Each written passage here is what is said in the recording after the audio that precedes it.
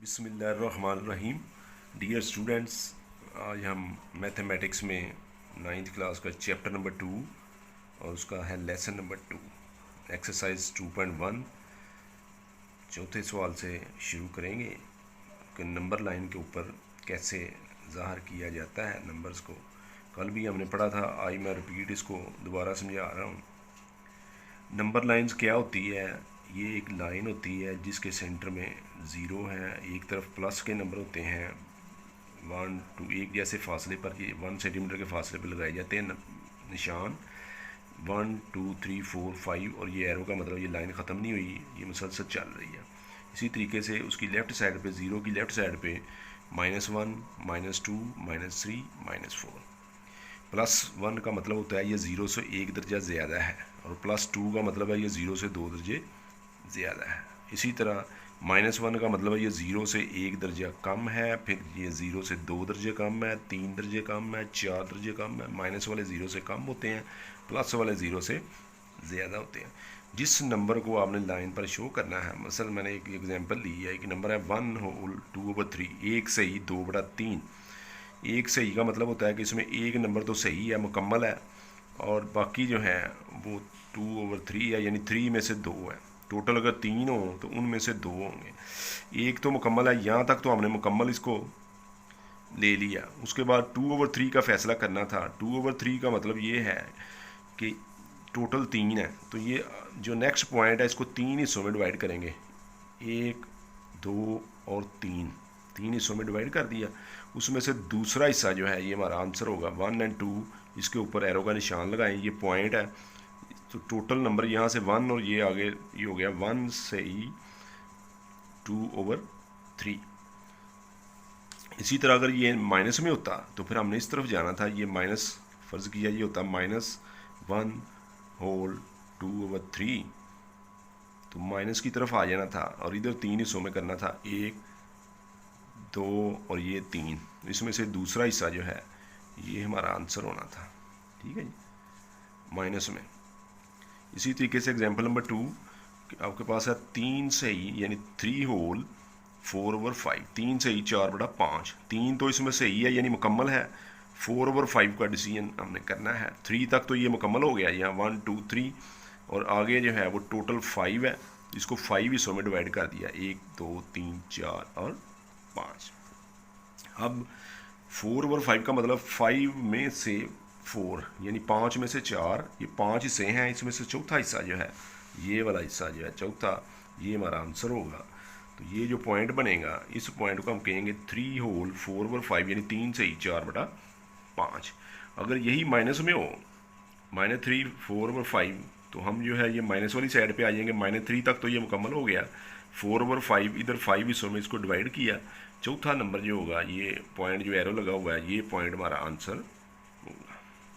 अब आते हैं एक्सरसाइज के सवालों की तरफ। पहला जुज जो है वो दिया गया है कि 2/3 को नंबर लाइन पर शो करें। अब जिस जो है वो नंबर के पीछे होल नंबर नहीं दिया गया, उसका होल नंबर 0 होगा, तो 0 तक तो ये मुकम्मल है, इसके आगे चलना है हमने। 2/3 का मतलब टोटल 3 है, इसको 3 हिस्सों में डिवाइड किया, 1 2, तीसरा हिस्सा ये बन गया। उसमें से 2 जो है ये हमारा आंसर है, 1 और 2, ये वाला पॉइंट जो है ये 2/3 के बराबर होगा।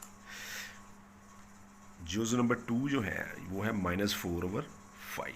-4 का मतलब है कि हमने माइनस वाली साइड पे जाना है, और इस लेफ्ट साइड पे होल नंबर नहीं है, वो 0 होगा। यहाँ से यहाँ तक हमने टोटल 5 पॉइंट्स में इसको डिवाइड करना है, 1 2 3 4 और 5। उसमें से चौथा पॉइंट जो है ये हमारा आंसर होगा।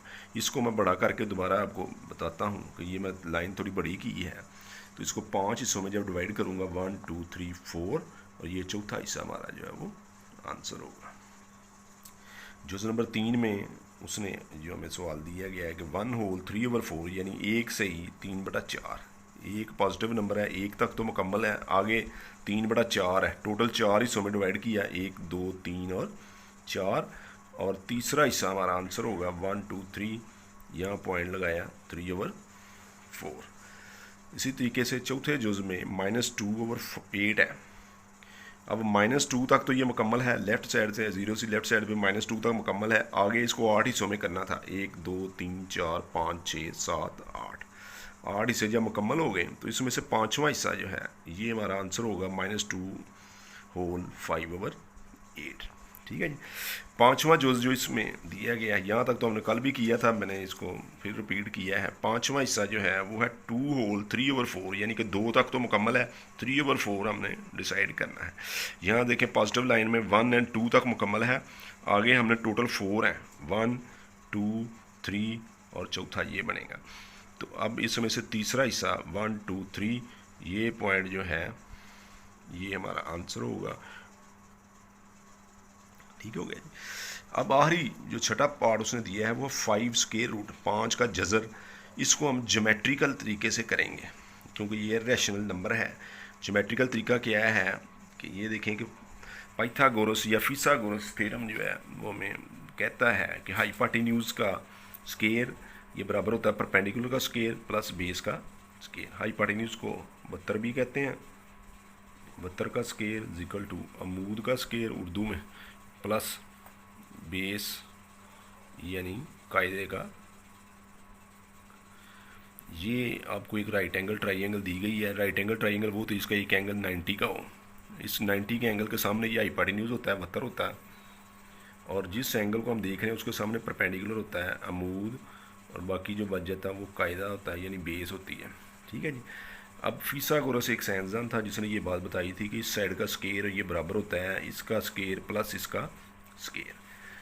अब अगर हम देखें हमारे पास ये दोबारा मैं ट्राइंगल बनाई है, 90 का एंगल है। अब अगर मैं इस साइड को 2 के बराबर रखूँ, इसको 1 के बराबर रखूँ, और ये देखें ये परपेंडिकुलर जो है ये 1 के बराबर है, बेस जो है 2 के बराबर है, इसका स्क्वायर 1 के बराबर आएगा, इसका स्क्वायर 4 के बराबर आएगा, दोनों 5 हो जाएंगे। इधर जो है 5 अंडर रूट को अगर मैं रखूँगा तो उसका स्क्वायर लूँगा वो 5 के बराबर आएगा, इधर भी 5 इधर भी। इसका मतलब ये हुआ कि ये जो 5 अंडर रूट था इसको हमने 2 हिस्सों में डिवाइड कर लिया है, हॉरिजेंटल और अमूदी जो है इसके फैक्टर बना लिए, अपना जो कंपोनेंट बना लिए हैं, ये 2 है ये 1 है। अच्छा जी, इसी सवाल को एक दूसरे तरीके से मैं बताना चाहूँगा कि ये देखें ये एक ट्राइंगल है और इसका जो ये बेस है इसको मैंने 2 लिया है, इसका जो अमूद है परपेंडिकुलर इसको 1 लिया है। अब फिसागोरस का थ्योरम मैंने दोबारा लिखा, हाइपोटेन्यूज का square is equal to perpendicular का स्क्वायर प्लस बेस का। परपेंडिकुलर की जगह पे हमने 1 रखा हुआ है, बेस की जगह पे 2 रखा हुआ, दोनों का स्क्वायर लिया, ये 5 के बराबर आ गया। तो हाइपोटेन्यूज का स्क्वायर जो है ये 5 के बराबर हुआ। स्क्वायर को ख़त्म करने के लिए इधर भी स्क्वायर रूट लिया, इधर भी स्क्वायर रूट लिया, दोनों तरफ स्क्वायर रूट लिया, ये इसके साथ कैंसिल हो गया, ये हाइपोटेन्यूज आ गया और ये आ गया 5 अंडर रूट। तो इससे ये ज़ाहिर हुआ कि अगर कोई इरेशनल नंबर हो तो उसको हम 2 हिस्सों में डिवाइड कर सकते हैं परपेंडिकुलर बेस के हिसाब से। अब इस नंबर लाइन की तरफ आ जाएँ। नंबर लाइन पहले हमने नंबर लाइन ड्रा की है, अब 5 अंडर रूट को हमने शो करना है। यहाँ पे 5 अंडर रूट को शो करने के लिए ज़रूरी था कि इसके बेस 2 हो, तो ये देखें 1 और 2 ये बेस आ गई और परपेंडिकुलर 1 होगा। यहाँ 2 सेंटीमीटर की ये लाइन आपने लगाई है और यानी ये 1 सेंटीमीटर के फासले पे पहले निशान लगे हुए थे ना, तो 2 के ऊपर जब आपने लिया ये 2 सेंटीमीटर हो गया। इस तरफ आपने स्केल की मदद से 1 सेंटीमीटर की लाइन लगानी है परपेंडिकुलर। ठीक है जी। 2 ये है 1 ये है, तो इसका मतलब है कि ये कितना होगा, ये 5 अंडर रूट के बराबर होगा। इसको इसके साथ जोड़ेंगे तो ये एक ट्राइंगल बन जाएगी ये वाली, ये 5 अंडर रूट है। अब आपने यहाँ से प्रकार लेनी है, प्रकार जो है इधर रख कर यहाँ इस सिरे तक प्रकार खोलेंगे, प्रकार का निशान जो है वो यहाँ लगाएंगे। जैसे ये कर्व निशान लगाएंगे तो ये पॉइंट जो है लाइन को टच होगा, तो ये वाला पॉइंट जो है हमारा आंसर होगा। ठीक है जी। यहाँ से लेकर यहाँ तक जो फासला है ये 5 अंडर रूट के बराबर होगा। वजह क्या, ये देखें जी एक दायरा है,